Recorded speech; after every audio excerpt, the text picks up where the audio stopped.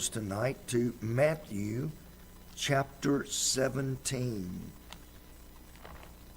I had several thoughts throughout the week last week, but if those who have given devotions or taught Sunday school, you can have all kinds of thoughts, but if you can't materialize them, having thoughts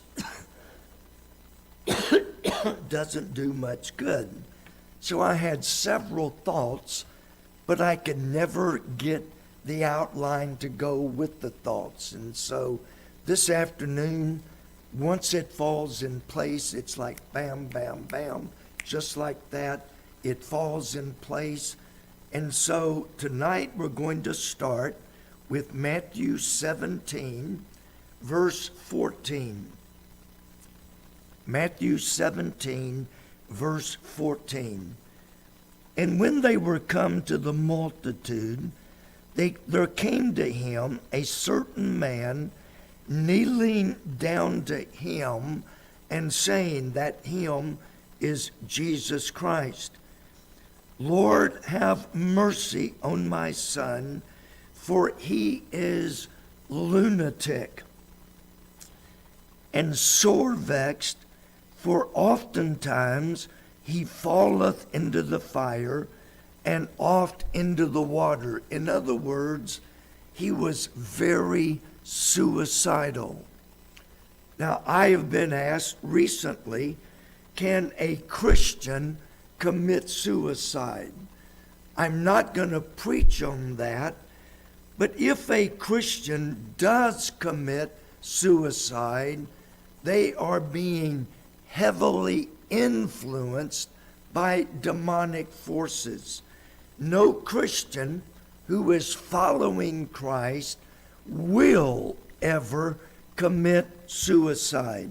So he said he is lunatic, he's sore vexed, he's fallen into the fire, he's fallen into the water, and I brought him to thy disciples, and they could not cure him. Then Jesus answered and said, O faithless and perverse generation, how long shall I be with you? How long shall I suffer you? Bring him hither to me. Now, the sentences before seem to be aimed at the disciples that were left behind. We'll get to that more in a minute. Jesus rebuked the devil, and he departed out of him, and the child was cured from that very idol, or that very hour. Then came the disciples to Jesus apart. Notice, they came to Jesus apart and said, why could not we cast him out? And Jesus said unto them, because of your unbelief.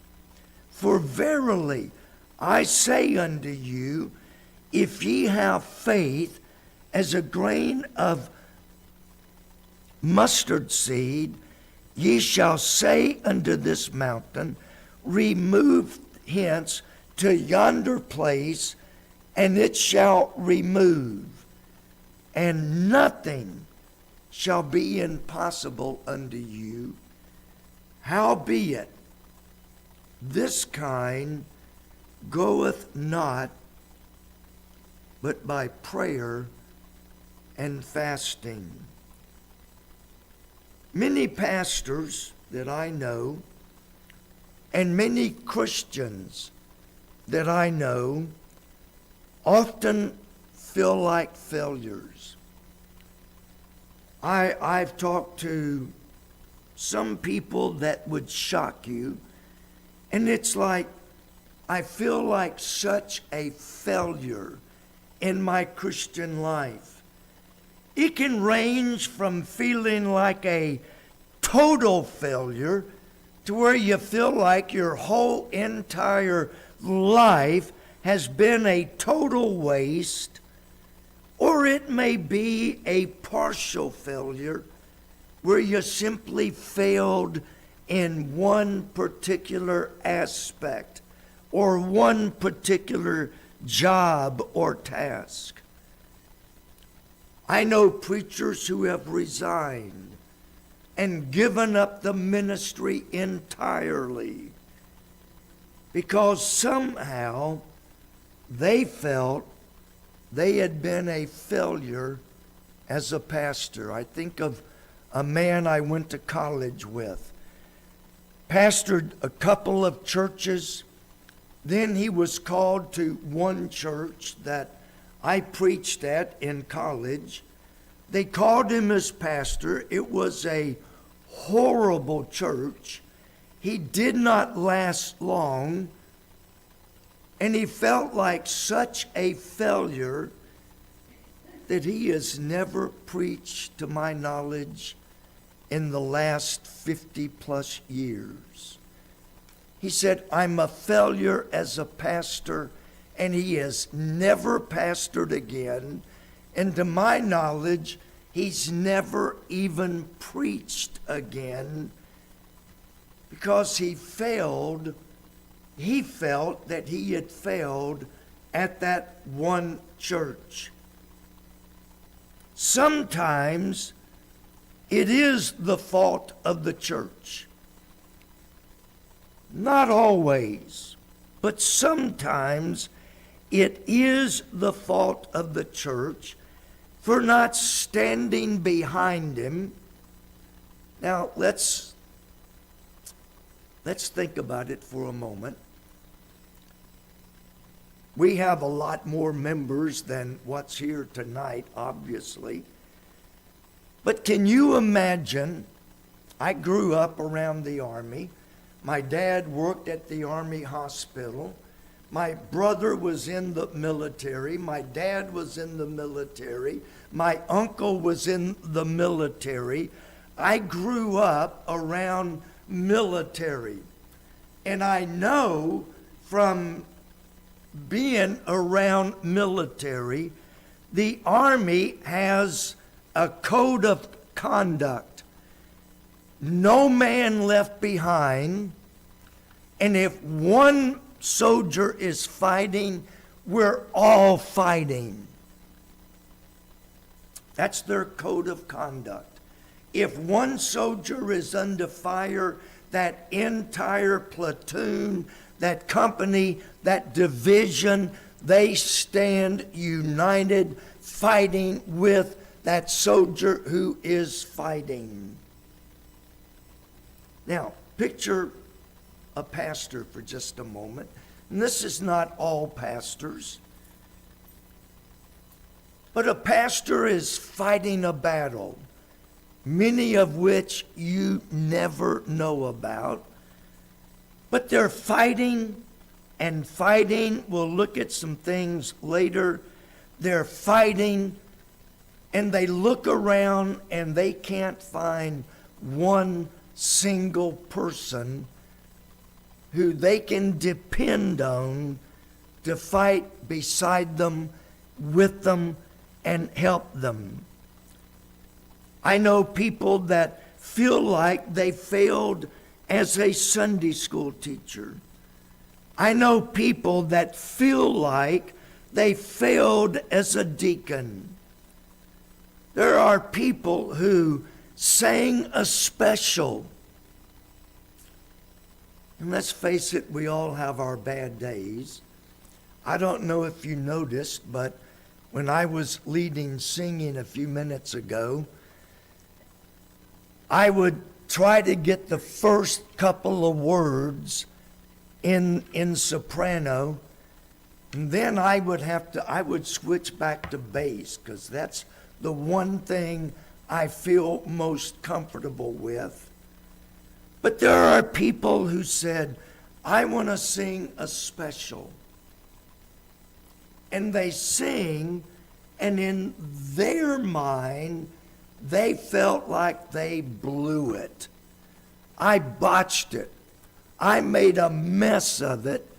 I am never going to sing a special again because I made a mess of it. Maybe some of you feel like, I used to sing, but I am such a failure now that I would never dare to sing. I was thinking when I'm trying to find, and by the way, this is a bad day for my voice anyway, so trying to sing just made it worse. But years ago, and I blame myself, I was the assistant song leader at the church I grew up at. I was the song leader every year at several Bible conferences. I sang in the college choir. I sang in the college chorale. I sang, and then one day somebody laughed at me, and it's like, I quit. I'm not singing a special again. And you know what happened? You know what happened? God took my voice. So I can't carry a tune in a bucket anymore. Moral of that story is use it or lose it. God can give you that ability. He can just as easily take that ability away.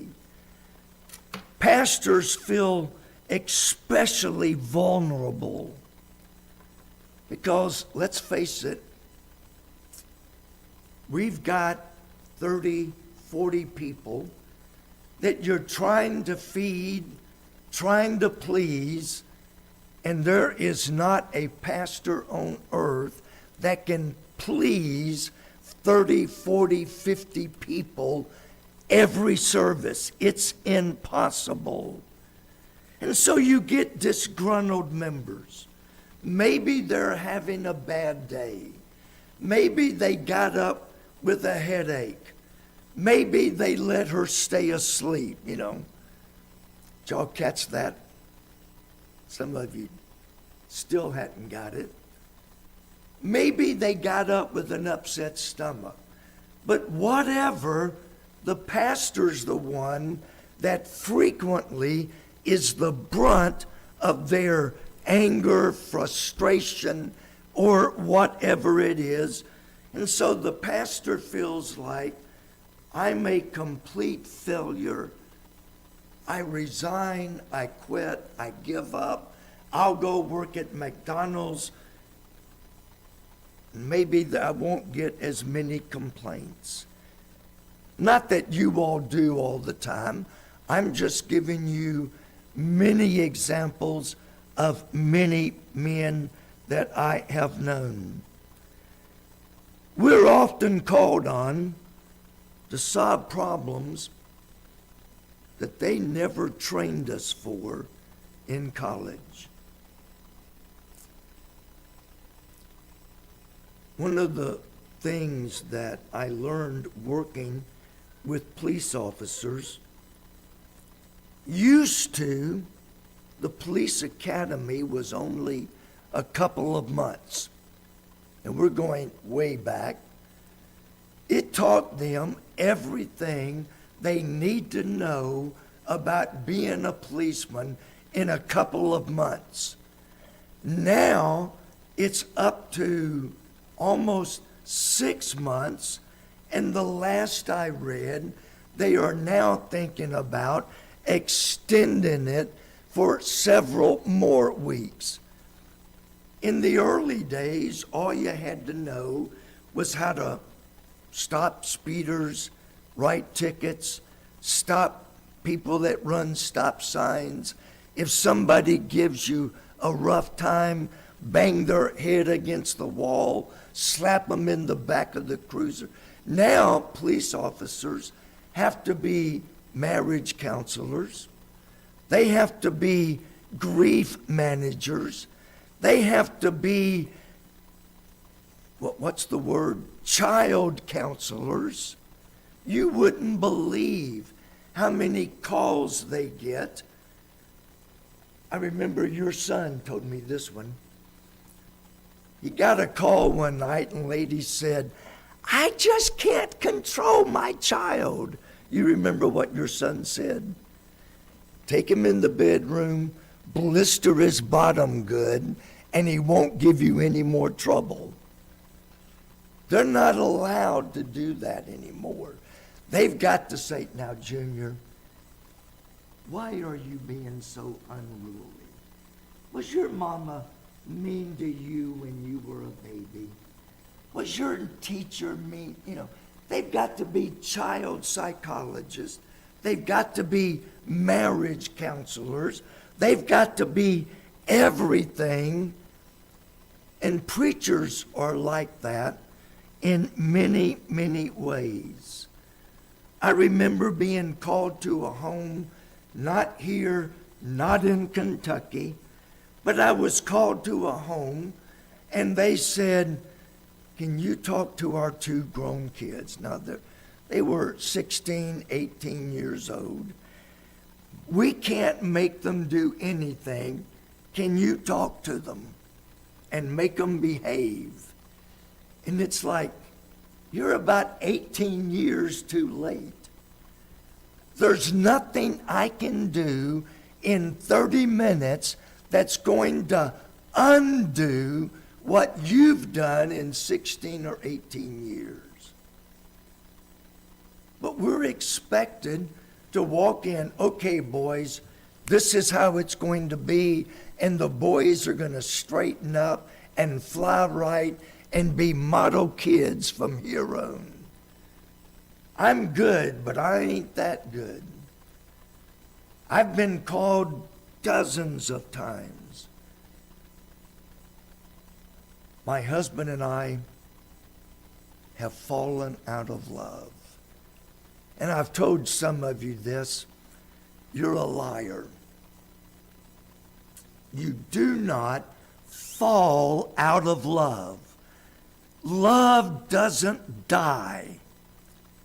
It has to be killed.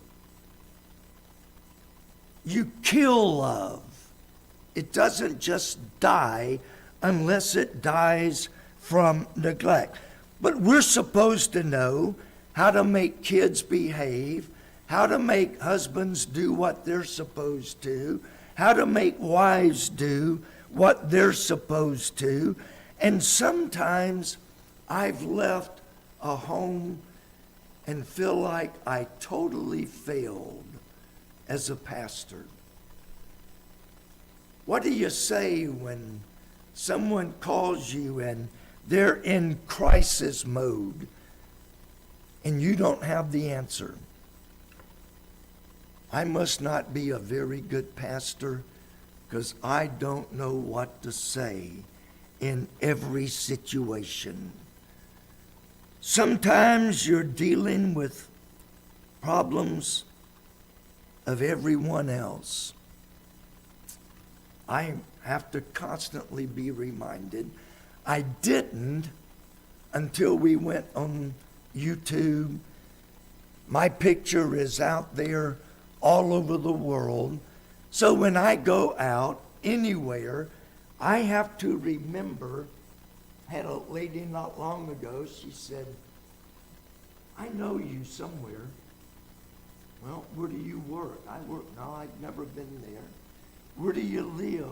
No, I've never been there. We left, but she never did figure out.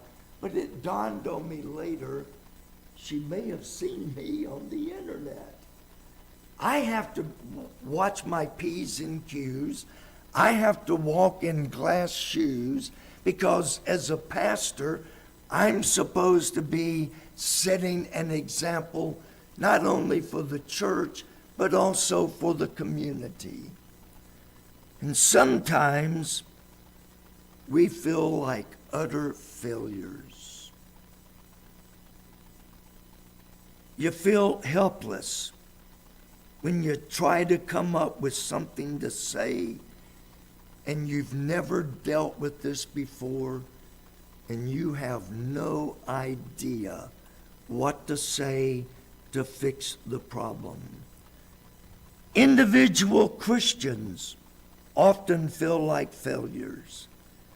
They have set such impossible standards for themselves that if they don't meet their self-imposed standards, I must be a failure. I didn't do what I was supposed to do. Now, in our text, that was all introduction. In our text, let's look at what's going on, why 9 of the apostles felt like a failure, and what Jesus said to make them not feel quite so much like a failure. In the previous verses, beginning with verse 1, Peter, James, and John have gone up to a mountain with Jesus. While they are up there, Jesus is transformed. He's joined by Moses and Elijah. They 3 talk and they disappear. Jesus gives up his transformed image, and Peter, James, John, and Jesus go back down to the mountain. 9 of the apostles have been down below the whole time. Peter, James, and John were on top of the mountain, enjoying a great revival, seeing Moses and Elijah appear in the flesh, seeing Jesus transformed with a portion of his glory that he had before he became man. They've been up there having a wonderful time. And while they were up there having a great spiritual awakening, the 9 are down here dealing with a demon-possessed boy and a frustrated father.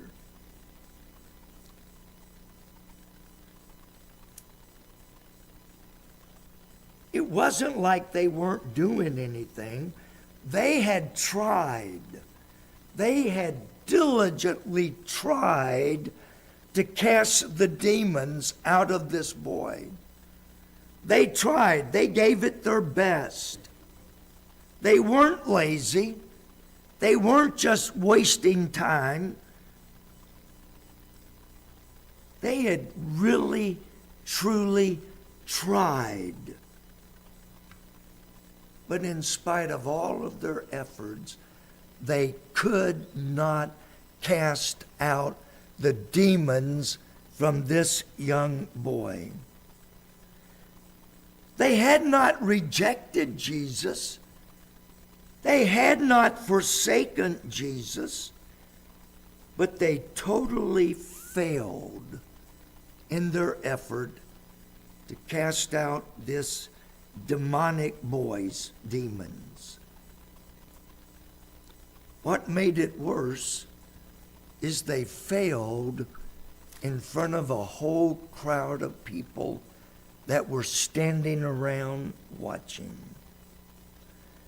No wonder they waited in verse 19 until they got alone with Jesus apart from the crowd and said, "Lord, why did we fail?"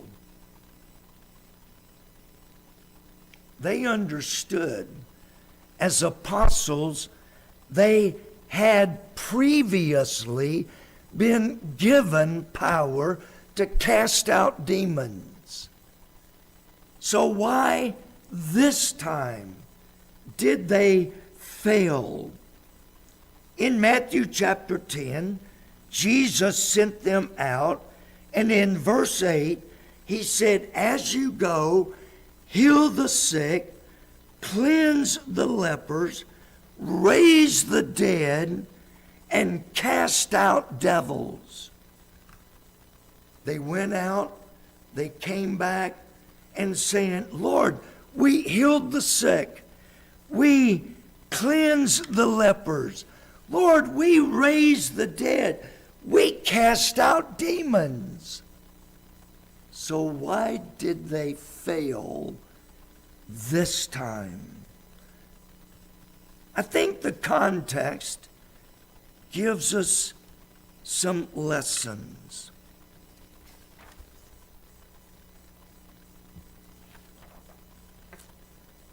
Why could they not succeed, or why did they fail this time?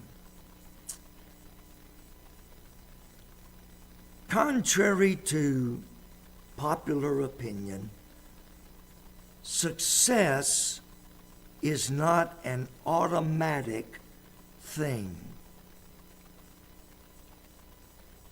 I think of it as going to the gas station and getting gas. Although at $5 a gallon, we're not getting quite as much as we used to, but you go to the gas tank and you fill it up and you think, wow, I got a full tank. I can go anywhere I want to go. I've got a full tank. But what happens?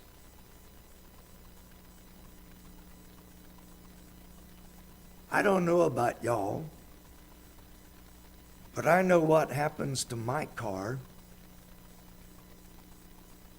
It slowly, well, not so slowly, it runs out of gas. And you got to go back and fill it up again, and that allows you to go for a while, but then you have to go back and fill it up again and again and again. Success is not a lifetime thing that you get once. I have success, I don't ever have to worry about it again.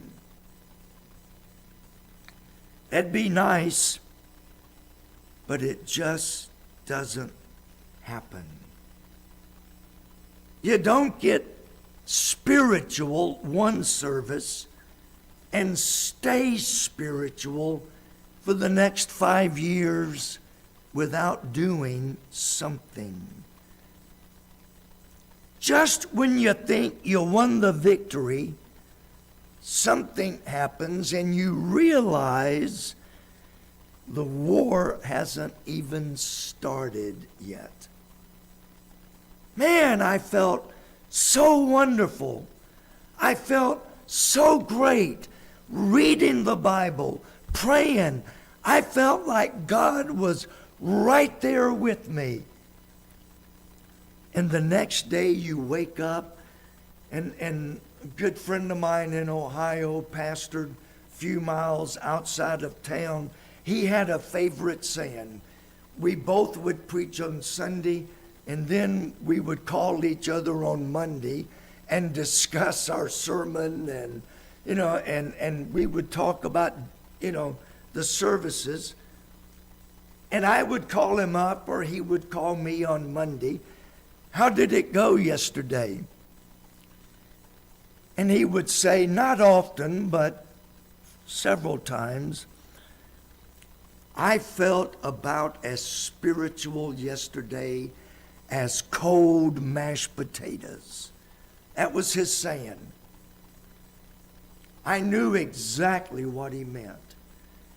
You get up and you try to preach. You've got your notes. You've got your outline. You try to follow the outline, and you just can't get it. You can read your outline, but and I found out So do many other people. But you know, I can't wait till I get through with this sermon so I can go home. I told a preacher one time, this was years ago, I don't even know if he's still alive or not, but he called me one day and he said, got a minute? I need to talk. I said, sure, go ahead. What's going on? He said, I know you've been through a lot. Now, this was several years ago. If he were to call now, I've gone through a whole lot more. But he said, I know you've been through a lot. How do you remain spiritual all the time? I laughed and said, I don't. You know, that's easy. I don't. And then I made a statement that he never let me forget. I found out later he used what I said at a Bible conference. He didn't call my name, but he told him what I had said. I called him, I said, Brother so-and-so, there are some times on Sunday morning I get up and I feel horrible. I can't read my Bible. I can't focus. I can't pray. And I said, I have actually prayed to get sick just so I wouldn't have to go to church. For some reason, he thought that was the funniest thing. He said, I've never been that low. I said, I hope you never get that low. But just because you're spiritual one Sunday doesn't automatically mean that you flip the light switch and you're spiritual the next Sunday. In fact, it doesn't mean that you're spiritual that night. It doesn't mean that you're spiritual the next morning. My point is that the disciples had cast out demons. They had raised the dead. But at this time, they were not spiritual. And they failed to cast out the demon from this young man. In verse 20, they ask, why couldn't we do it this time? And Jesus said, because of your unbelief. There are times when I honestly believe, I heard a preacher and I don't agree with his analogy, but I like what he said. He said, I feel like between me and God, I could charge hell with a water pistol and win.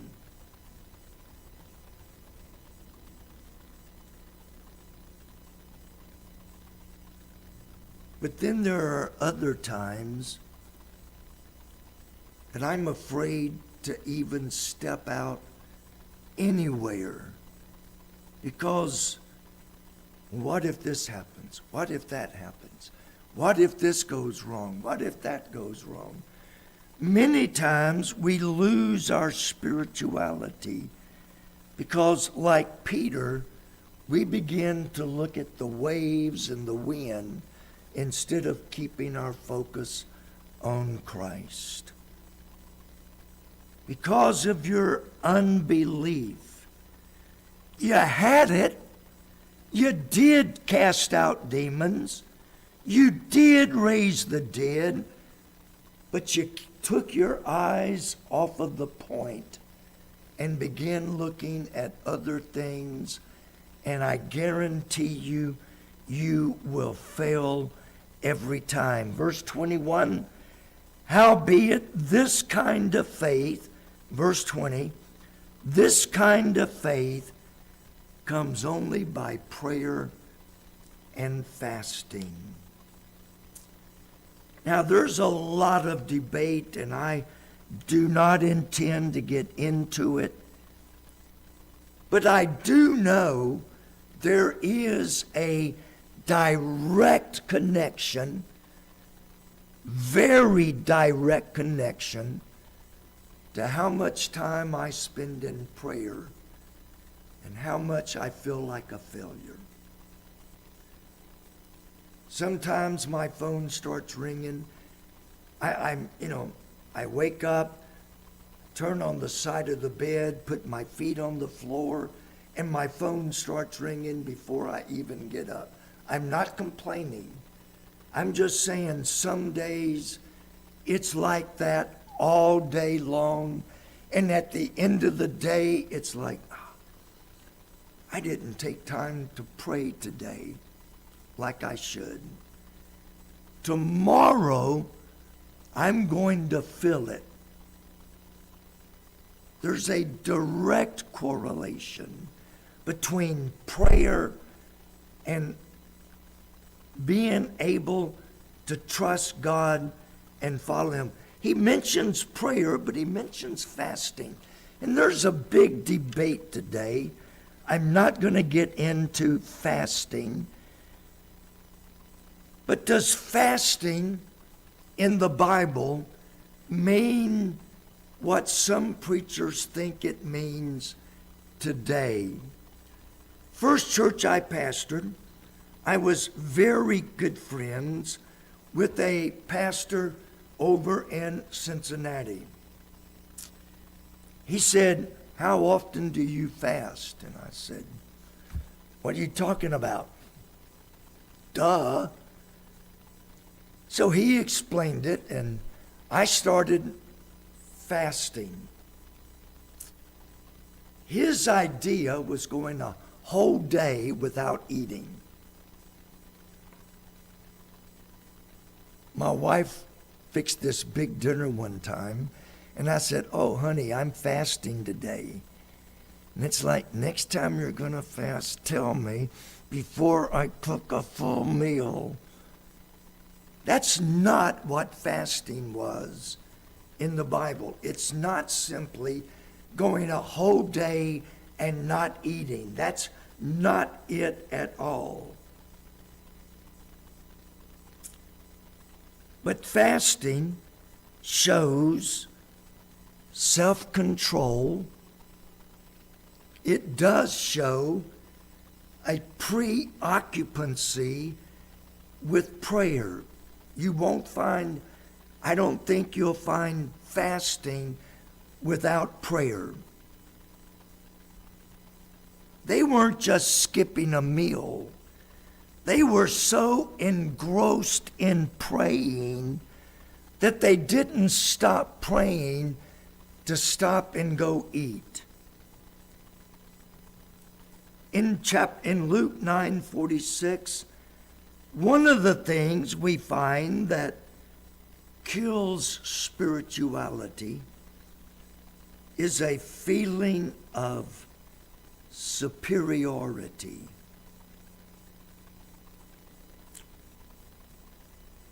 In other words, they stopped being humble.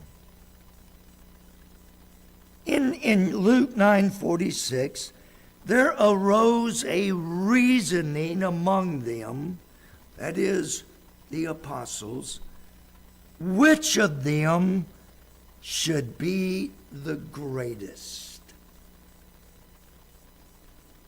When you start thinking like that, you just lost any hope of spirituality, and you will fail at whatever you attempt.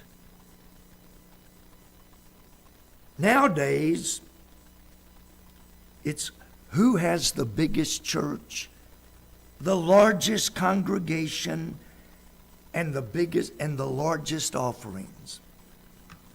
We used to call it, back when I was much younger, we called it the Monday 3 M's. I think it was M's. That's been so long ago. It was how many, how much, and I forget the other one. Much, many, and there was a third M.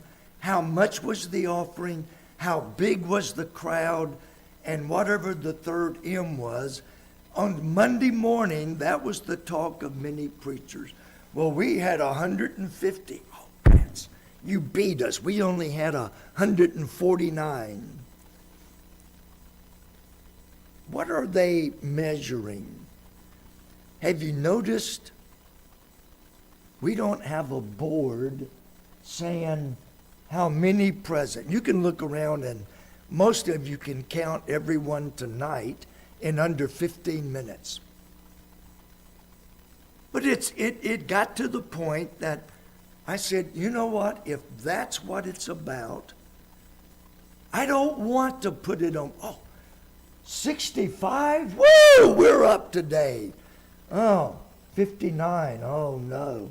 We're really down today. And I found that the number on the board determined the spirit for that service. So I said, you know what? If I ever get the chance, that board's coming down. And it eventually did. It's, how many books have you sold? I sold 50 copies last week of my best-selling book. Well, I got you beat. I sold 59. It becomes a matter of, I'm better than you because I sold more books than you did. Our church's offering were bigger than your church's offering. That means our church is better than. It became a game of who's going to be the greatest. I even heard of a church that they would say, how many people did you invite to church this past week? 14. Okay, 14. How many did you invite? Oh, I only got 13. Well, I got 16. I got 21. And they would give a prize to the person that invited the most people. You know what that led to? People just going out wholesale saying, come to our church. 1, come to our church. 2, 3, woo, I got 35. That was not an invitation to church. That was a contest to see who got the prize for inviting the most people. How many people, and I heard this, you cannot make this up. You can't make this up. How many people did you get saved last week? And it became a contest to see who could get the most people saved in a week's time. That is who should be the greatest. And when they had to cast a demon out, they had lost their power because it was about who is going to be the greatest. Were they failures? And are we really failures? Were they failures in this instance? Yes, absolutely. But it was their own fault. They neglected prayer and fasting. They began looking at problems rather than focusing on God. And they got into a contest, which one's going to be the greatest in the church. Yes, they failed, but it was their own fault. Now, think back to the last time you felt like a failure. For some of us, we won't have to think back very far. Ask yourself, have I spent time in prayer? Now, I'm not going to, I've heard preachers say you got to spend 30 minutes a day. You got to spend an hour a day. I don't put time limits because you can spend an hour repeating, going through and just speaking idle words and never utter a prayer in that time. And I've known people who spent 5 minutes and spent more prayer than those that pretended an hour. I don't set a deadline. But sometimes we feel like a failure, and we really aren't. Maybe we didn't get the results that we wanted. Maybe we didn't see people saved that we've been praying for years. But that doesn't mean we failed. It just means that God is sovereign and God has not been pleased to save them yet. Instead of asking, or instead of saying, I'm a failure, ask yourself, was I faithful? If you're faithful, you're not a failure, no matter what the results or lack of results. See, God's going to judge us not by how successful we were, but whether or not we were faithful.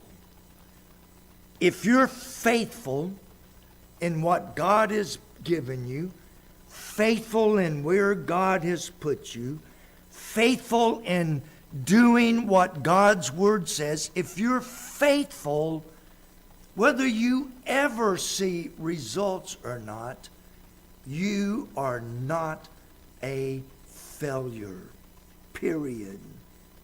Now, what about feelings?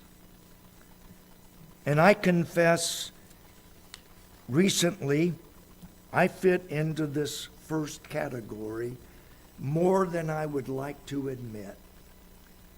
Sometimes we feel like a failure because of our health. I'm sure your husband understands.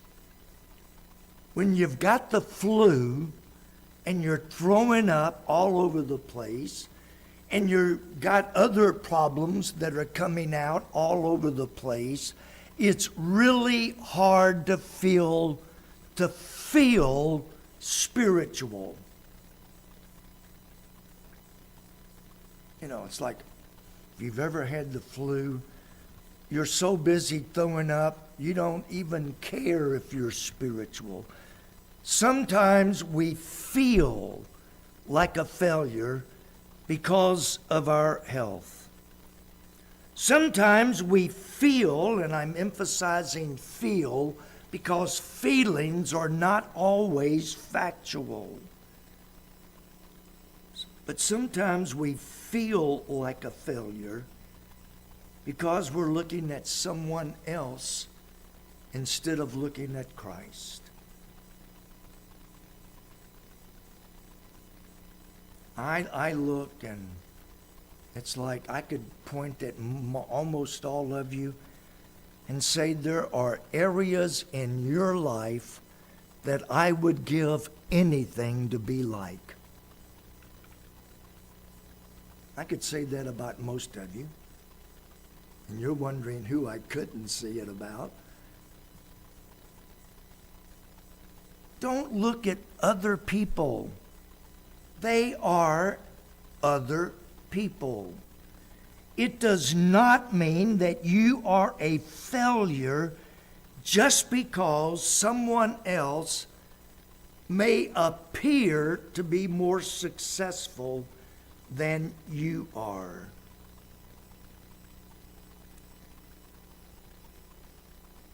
In many things, we must reserve judgment until the judgment seat of Christ. Am I a failure? Sometimes I feel like the biggest flop in the world. I had a person, and I was trying to think this afternoon who it was, and I can't remember who it was. It was someone I had not seen in 4 million years. But someone came up to me a few months ago and said, "Do you remember," and they mentioned a specific incident that happened 35, 40, 45 years ago. And it's like, no, I really don't remember that. I'm sorry, I don't remember that. Well, I do.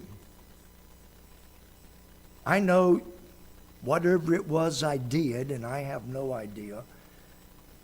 This person said, "I didn't get a chance to tell you." Now, 40, 45 years later, they're coming up to me and saying, "You will never know how much what you did was a blessing."